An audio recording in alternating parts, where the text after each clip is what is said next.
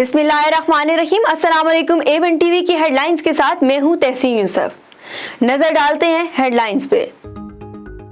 वजीर आजम शहबाज शरीफ आज डेरा इस्माइल खान और टांग के सैलाब से मुतासरा इलाकों का दौरा करेंगे।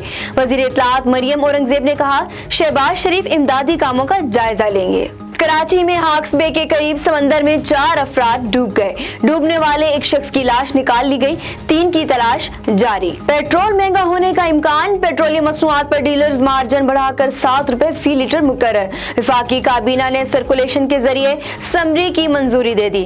जराये के मुताबिक डीजल पर मार्जिन 2 रुपए 87 पैसे बढ़ा दिया गया। पेट्रोल पर डीलर मार्जिन में 2 रुपए 10 पैसे का इजाफा मंजूर। इजाफे का इतला 1 अगस्त से होगा। रहनुमा तहरीक इंसाफ शहबाज गुल ने कहा, बैरूनी साजिश के जरिए होने वाला मिस एडवेंचर अवाम पर अजाब साबित हुआ।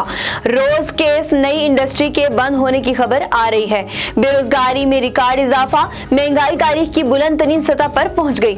हल साफ शफाफ इलेक्शन है। तहरीक इंसाफ के बाद से कयूम अब्बासी बिला मुकाबला डिप्टी स्पीकर पंजाब असेंबली मुंतखब, आज अपने ओहदे का हल्फ उठाएंगे।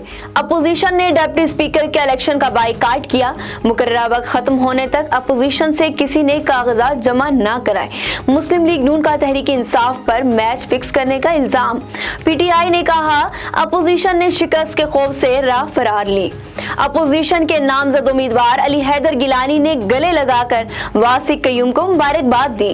वासिक कयूम पंजाब असेंबली के कम उम्र तरीन डिप्टी स्पीकर बन गए। A1 टीवी से फिलवक्त इतना ही। मजीद खबरों और अपडेट्स के लिए देखते रहिए A1 टीवी। A1 टीवी, सब पे नजर, अंदर की खबर।